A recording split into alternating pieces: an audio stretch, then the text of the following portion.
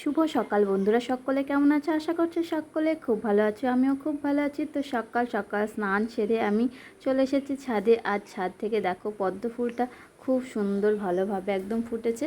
তো আমি তুলে নিলাম। তো ঠাকুরকে পুজো করে চলে আসলাম আবারও ছাদে। তো এসে দেখি এই যে পাখিগুলো একদম চলে এসেছে, এসে স্নান করছে। আমি তারপরে ওদের খেতে দিয়ে দিলাম। আর এই পাখিগুলোকে দেখতে আমার এত ভালো লাগে কি বলবো। তো এই দেখো কি সুন্দরভাবে স্নান করছে। আমি তো একটা রিলও বানিয়ে নিয়েছি ওদের। এই যে ঘুরে ঘুরে ঘুরে ঘুরে স্নান করছে আর গা ঝাড়া দিচ্ছে, এত সুন্দর লাগছিল। তারপরে দেখো খাবারগুলোকে সব খুঁটে খেয়ে নিল। তো খুঁটে খেয়ে নেওয়ার পরে নাচতে নাচতে একদম ছুটে চলেছে। এই যে কিচিরমিচির করতে করতে একদম খেলা করতে করতে ওদের বাসায় আবার চলে গেল। আর এখানে দেখো এই নারকেল গাছটাতে বাবুই পাখি এত সুন্দর বাসা করেছে কি বলবো, এত সুন্দর লাগছিল দেখতে তার বলার না। আর এই যে এই শালিক পাখিটার একদম ভয় নেই, আমার পায়ে পায়ে চলবে। তো তারপরে বর এনেছিল আজকে 1 কিলো খাসির মাংস। তো রীতিমতো বাটনা বাটতে শুরু করে দিয়েছে। আমি বললাম যে কি আজকের বাটনাটা তুমিই করো, রান্নার দায়িত্ব আমার। তো গ্যাস ফুরিয়ে গেছে, ছোট গ্যাসে রান্না করব। আর এই গরমে কি অবস্থা হবে আমার সে তো আমি বুঝতে পারছি।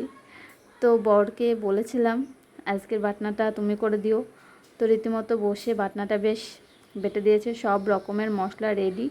আমি এবারে মাখিয়েও নিচ্ছি, খুব ভালোভাবে মাখিয়ে নিলাম। সব রকমের মশলা দিয়েছি, সাথে দইও দিয়ে দিয়েছি মাংসটা যাতে একটু নরম হয়। আর এই যে আমার বোম্বুলা বসে আছে আর আমি এবারে হাতটাকে ধুয়ে নিই। তারপরে আলুটা দেখো কি সুন্দরভাবে ভাজছি, মনে হচ্ছে যেন বিরিয়ানির আলু ভাজছি, এত সুন্দরভাবে ভাজা হয়েছে। আর এদিকে বাজার থেকে এনেছে আম আর লিচু। আমি ছেলেকে একটা আম কেটে দিলাম। আমার রান্না করতে করতে একটু দেরিই হবে, তার কারণ ছোট গ্যাসে রান্না, সেই জন্য আর কি। তো এইদিকে তারপরে আমি মাংস কষাতে শুরু করে দিয়েছি। এই যে খুব সুন্দরভাবে একদম ভালোভাবে নেড়ে দিচ্ছি। এদিকে প্রায় হয়ে এসেছে মাংস কষানো। এরপরে আমি ওদের বাপ বেটার জন্য কষা মাংস তুলে দেবো। এই যে তুলে দিয়েছি। তো ওদের জন্য আমি এবারে ধুয়ে দিয়ে আসি। আর দেখো ঘেমে একদম কি অবস্থা আমার। তো রীতিমতো ওদের জন্য ধুয়ে দিলাম।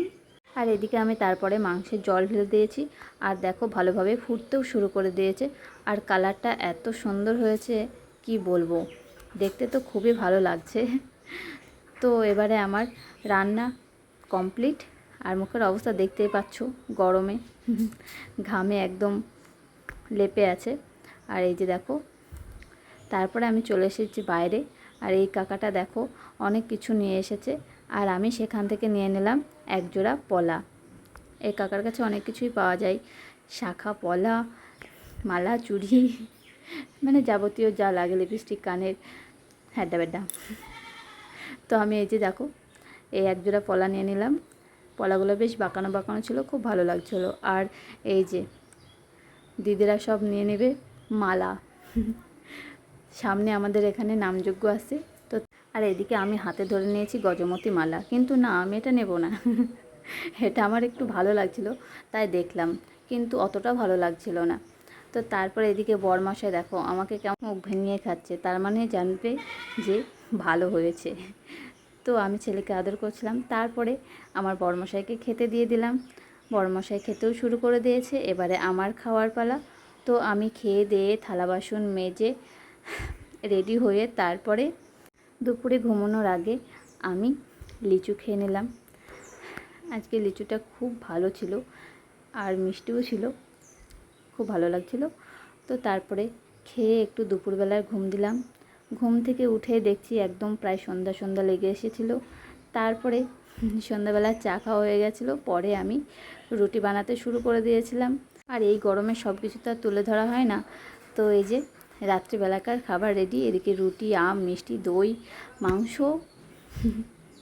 আরও আছে। তো যাই হোক, আজকের মতো এই পর্যন্ত। গুড নাইট, ভালো থেকো।